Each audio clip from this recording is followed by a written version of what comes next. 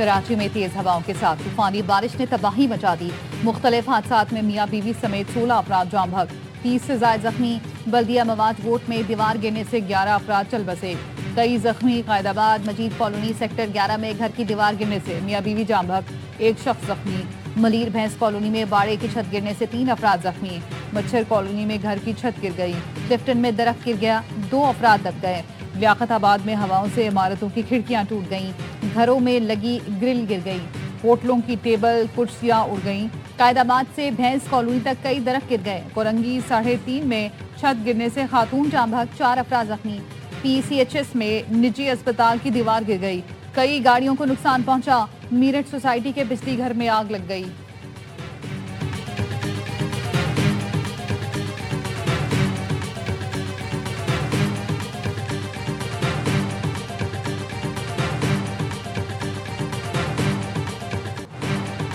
کراچی کے مختلف علاقوں میں گرج چمک اور تیز ہواؤں کے ساتھ طوفانی بارش، جل تھل ایک ہو گیا۔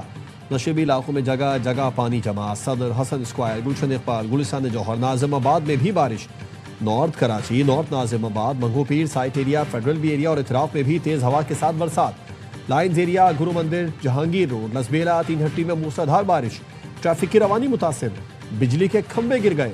بارش شروع ہوتے ہی بیشتر علاقوں میں بجلی غائب، کے الیکٹرک کے 650 سے زائد فیڈر سٹرپ۔ شہر کی مارکیٹوں میں بھی اندھیرا چھا گیا، عید کی شاپنگ کے لیے جانے والے مرد، خواتین اور بچے بازاروں میں پھنس گئے۔ کراچی میں ہوا 93 کلومیٹر فی گھنٹہ کی رفتار سے ریکارڈ کی گئی۔ طوفانی ہواؤں کے ساتھ ایئرپورٹ اور اطراف میں بھی بارش۔ سول ایویشن نے لائٹ ویٹ طیاروں کو فلائنگ سے روک دیا، کراچی ایئرپورٹ پر فضائی آپریشن رک گیا۔ لاہور سے آنے والی پرواز کو لینڈنگ سے روک دیا گیا۔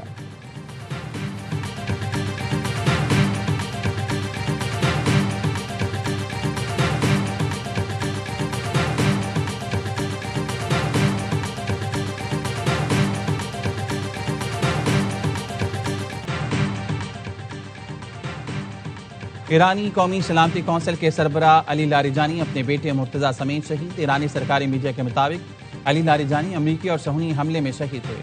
علی لاریجانی کے ایکس اکاؤنٹ سے بھی شہادت کا اعلان۔ پوسٹ میں لکھا گیا، ایک بندہ خدا اپنے رب کے پاس شہید کے طور پر پہنچ گیا۔ شہادت پر تعزیت اور مرحوم کی مغفرت کی دعا بھی کی گئی۔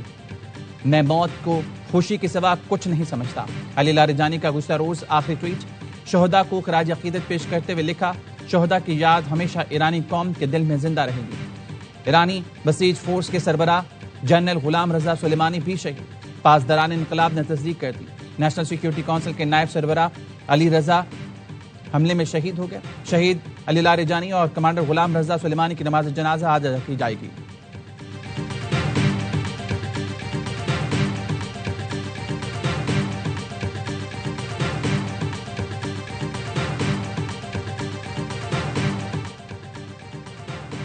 ایرانی صدر مسعود پزشکیان کا شہید علی لاریجانی کو خراج عقیدت۔ بیان میں کہا، شہید علی لاریجانی ایک نمایاں اور قیمتی شخصیت تھے۔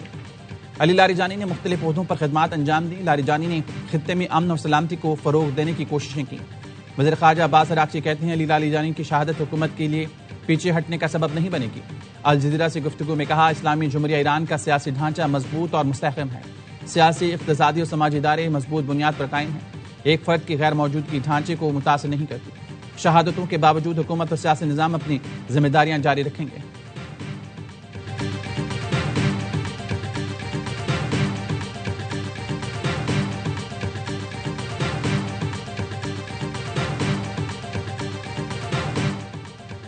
پاسداران انقلاب، ایرانی فوج اور خاتم الانبیاء ہیڈ کوارٹرز کا علی لاریجانی اور دیگر شہداء کے خون کا بدلہ لینے کا اعلان۔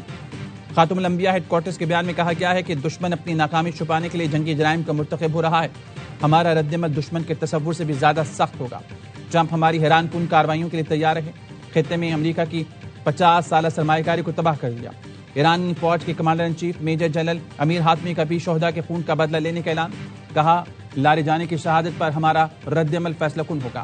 علی لاریجانی کے ساتھ ساتھ دیگر شہداء کے خون کا بدلہ لیا جائے گا۔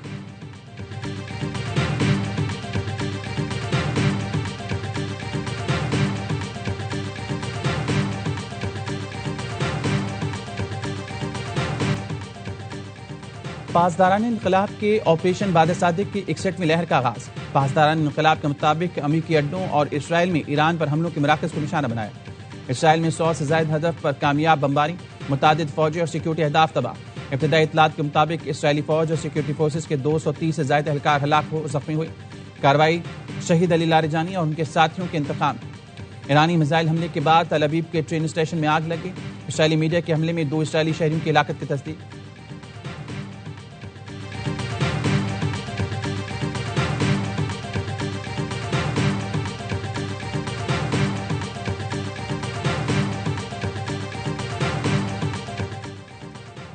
علی لاریجانی کی شہادت نے جنگ کے خاتمے کے لیے مذاکرات کی ممکنہ راہ بند کر دی۔ الجزیرہ ٹی وی کا تجزیہ، کہا علی لاریجانی کو ایرانی نظام میں بااثر اور توازن قائم رکھنے والی شخصیت سمجھا جاتا تھا۔ علی لاریجانی فرنٹ لائن فائٹر سے پارلیمنٹ اسپیکر تک اہم ریاستی عہدوں پر فائز رہے۔ علی لاریجانی قیادت کے قریب اور نظام کے اندر مضبوط اور اثر اور رسوخ رکھنے کے رہنما تھے۔ علی لاریجانی جیسے رہنما مستقبل میں مذاکرات کا راستہ ہموار کر سکتے تھے۔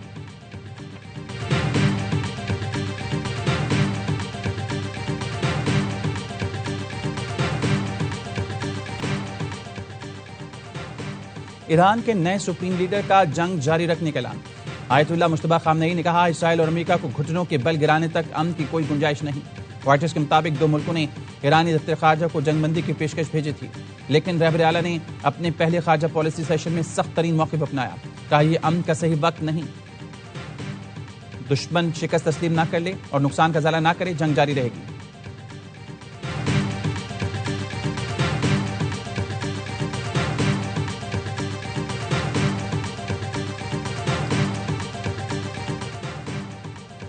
پاکستان علاقائی کشیدگی میں ثالثی کے لیے تیار ہے۔ وفاقی وزیر اطلاعات عطا طارق الجزیرہ کو انٹرویو، کہا کشیدگی کم کرنے کے لیے ہر ممکن مدد کے لیے تیار ہے۔ پاکستان مختلف شراکت داروں کے ساتھ بات چیت میں شامل ہے، خواہش ہے خطے میں کشیدگی کم کرنے میں کردار ادا کریں۔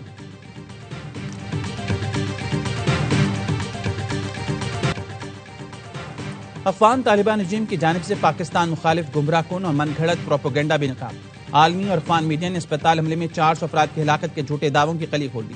دہشت گرد ٹھکانوں کی تباہی کے بعد افغان طالبان ہزیمت چھپانے کے لیے جھوٹ کا سہارا لینے لگے۔ افغان میڈیا کہنے ہیں فضائی حملہ کے دوران ہلاکتوں اور بڑی تباہی کے نشانات نہیں ملے۔ ریا نیوز، افغان ٹائمز یا کسی اور میڈیا ادارے نے بڑے جانی نقصان کی تصدیق نہیں کی۔ افغان طالبان نے دعویٰ کیا تھا حملہ بحالی مرکز پر ہوا، لیکن دعوے کے حق میں کوئی ثبوت نہیں ملا۔ کابل میں بحالی مرکز کے قریب لگی آگ معمولی نوعیت کی تھی۔ آگ ممکنہ طور پر قریبی طالبان فوجی کیمپ پر حملے کے باعث لگی۔ افغانستان کے ٹرو نیوز کے رپورٹر نے بھی اسپتال میں موجود عینی شاہدین کے ذریعے افغان پروپیگنڈا اشکار کر دیا۔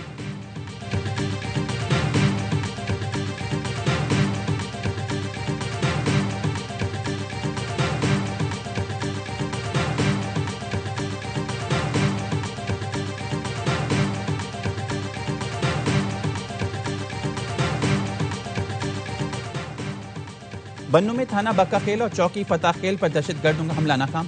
پولیس کی جوابی کارروائی میں ایک دہشت گرد ہلاک، متعدد زخمی۔ پولیس کے مطابق ہلاک دہشت گرد سے کلاشنکوف ہینڈ گرنیڈ اور واکی ٹاکی برآمد۔ پولیس اور سیکیورٹی فورسز کے علاقے میں search and operation. D I G Bannu Sajjad Khan کی پولیس کی بروقت کارروائی کی تعریف، اہلکاروں کے لیے نقد انعام اور اسناد کا اعلان۔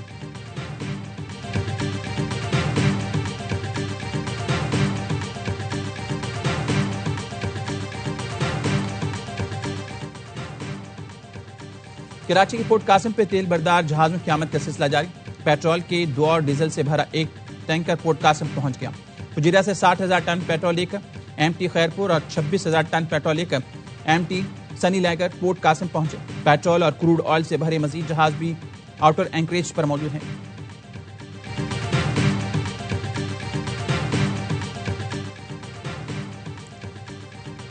ضروریات کے مطابق ملک میں پیٹرولی مصنوعات کا ذخیرہ موجود ہے۔ ایندھن کی بچت اور کفایت شعاری کے اقدامات سے متعلق اجلاس میں وزیر اعظم کو بریفنگ۔ وزیر اعظم شہباز شریف کا کہنا تھا وزیر پیٹرولیم درآمدات کی سپلائی بہتر بنانے کے لیے متحرک ہوں، حالات بہتر ہونے تک تمام متعلقہ ادارے ہنگامی اقدامات کے لیے تیار ہیں۔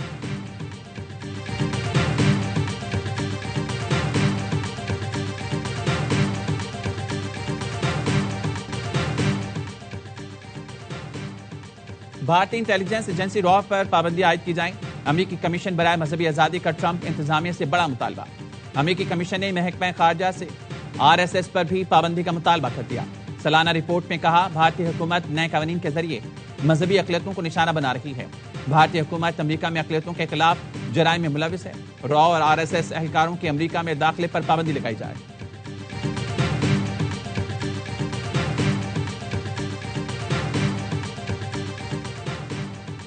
کیا ایف بی آئی بھارتی ایجنٹ یادو کو امریکہ لانے کے لیے اقدامات کر رہا ہے؟ ایف بی آئی کے اسسٹنٹ ڈائریکٹر کی جانب سے پریس کانفرنس میں سوال۔ ایڈ جانکی نے کہا آج کی پریس کانفرنس 10 مطلوب ترین مفرور ملزمان سے متعلق ہے۔ آج ہم صرف ان مخصوص مفرور ملزمان پر بات کریں گے۔ ایف بی آئی کی پریس کانفرنس میں ایک اور بھارتی شہری بھدریش کمار پٹیل کا بھی ذکر کیا گیا۔ بھارتی شہری بھی ایف بی آئی کے 10 اہم ترین مفرور ملزمان میں شامل ہیں۔ کمار کی معلومات پر $2.5 لاکھ کے انعام رکھا گیا۔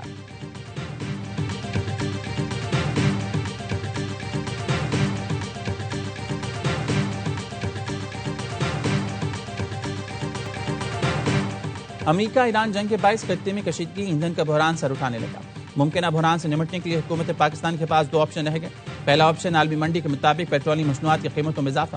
دوسرا آپشن QR کوڈ کے ذریعے فیول ریشننگ سسٹم متعارف کرانا ہے، جس کے تحت گاڑیوں کو ہفتہ وار محدود مقدار میں پیٹرول فراہم کیا جاتا ہے۔ سری لنکا سمیت خطے کے مختلف ملک فیول ریشننگ کا سسٹم پہلے ہی متعارف کرا چکے ہیں۔ حکومت کس آپشن پر جائے؟ آپ بھی اپنی قیمتی آراء سے ہمیں واٹس ایپ میسیجز کے ذریعے آگاہ کریں۔